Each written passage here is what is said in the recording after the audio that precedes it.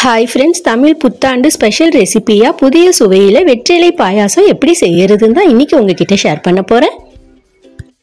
Welcome to Rahana's kitchen. பாயாசத்துக்கு 10 number போல பாதாம் பருப்பு ஓவர் நைட் நல்லா ஊற விட்டு அதனுடைய தோலை நீக்கி சேர்த்த பாதாம் பருப்பு.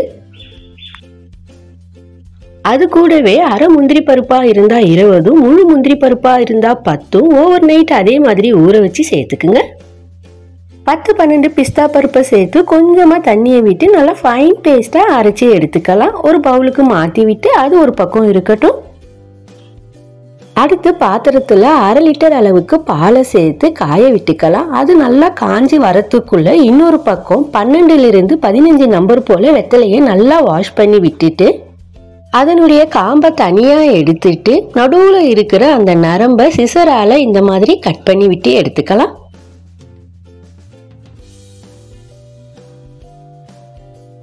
எல்லா வெத்தலையும் காம்பை எடுத்து நடுவுல இருக்கிற அந்த நரம்பையும் கட் பண்ணி விட்டுட்டு ஃபோல்ட் பண்ணி குட்டி குட்டியா கட் பண்ணி எடுத்துக்கோங்க.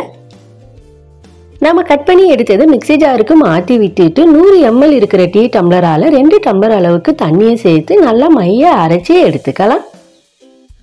அரைப்பட்டதை ஸ்ட்ரெயினரை வச்சு நல்லா வடிகட்டி எடுத்துக்கோங்க. இன்னொரு பக்கம் பால் நல்லா காஞ்சி வந்துருச்சு. அடுப்பை மீடியம் ஃப்ளேம்ல மாற்றி விட்டு நல்லா ஒரு கிளறி விட்டுட்டு சில நொடிகளுக்கு காய்ச்சி விட்டுக்கலாம். சில நொடிகளுக்கு அப்புறம் நம்ம அரைச்சி எடுத்திருக்கோம் இல்லையா முந்திரி பாதாம் பேஸ்ட், அதை நம்ம சேர்த்து விட்டுக்கலாம். கைவிடாம கிளறி விட்டுட்டு சில நொடிகளுக்கு நல்லா கொதிக்க விட்டுக்கலாம். பால் நல்லா கொதிச்சு நம்ம சேர்த்த பேஸ்ட் அது கூட நல்லா கலந்து லைட்டா திக்னஸ் ஆனதுக்கு அப்புறம் 4 டேபிள் ஸ்பூன் அளவுக்கு சர்க்கரையை சேர்த்துக்குங்க. சர்க்கரை உங்க இனிப்பு சுவைக்கு ஏத்த மாதிரி சேர்த்து விட்டுட்டு நல்லா கலந்து விட்டுக்குங்க.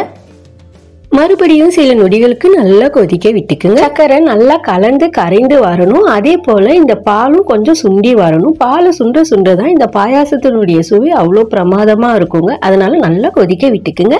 அடுத்து அடுப்பை லோ ஃப்ளேம்ல வச்சு விட்டுக்குங்க. நம்ம ரெடி பண்ணி எடுத்திருக்கிற வெற்றிலை ஜூஸை ஒரே முட்டா சேர்க்காம கொஞ்சம் கொஞ்சமா சேர்த்து பால்ல நல்லா கலந்து விட்டுக்குங்க.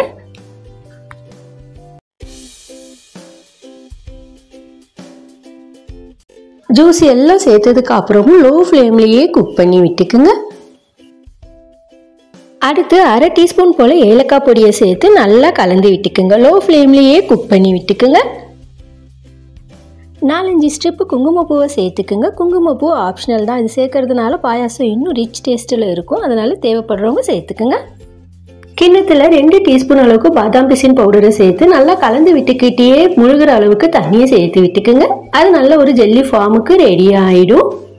சப்போஸ் பாதாம் பிசின் பவுடர் இல்லாம கெட்டியா இருக்கிறதா இருந்தா ஓவர் நைட் ஊற விட்டுக்குங்க. பாதாம் பிசின் ரெடி ஆயிடுச்சுங்க. இன்னொரு பக்கம் உங்களுக்கு பாயாசம் எந்த அளவுக்கு சுண்டணுமோ அந்த அளவுக்கு சுண்ட வச்சு அடுப்பை ஆஃப் பண்ணி விட்டுக்குங்க. பாயாசம் லைட்டா ஆறினதுக்கு அப்புறம் ஒரு பவுலுக்கு மாற்றி விட்டுட்டு நம்ம ரெடி பண்ணி எடுத்திருக்கிற பாதாம் பிசினையும் அதுல சேர்த்து விட்டு நல்லா கலந்து விட்டுக்குங்க. நல்லா கலந்து விட்டதுக்கு அப்புறம் நல்லா சாப் பண்ண பிஸ்தாவை மேலே தூவி விட்டுக்கலாம். வெற்றிலை பாயாசம் சூப்பரா ரெடி ஆயிடுச்சுங்க. இதை நீங்க அப்படியே பரிமாறினாலும் சரி, இல்ல நல்லா ஃப்ரிட்ஜில் வச்சு சில்லுன்னு பரிமாறினாலும் சரி, உங்க விருப்பப்படி பரிமாறி விட்டுக்குங்க. இது வரைக்கும் நம்ம சேனலை சப்ஸ்கிரைப் பண்ணாதவங்க சப்ஸ்கிரைப் பண்ணுங்க. பக்கத்துல இருக்கிற பெல் ஐக்கானை கிளிக் பண்ணி சப்போர்ட் பண்ணுங்க. அனைவருக்கும் ரஹானாஸ் கிச்சனின் தமிழ் புத்தாண்டு நல்வாழ்த்துக்கள்.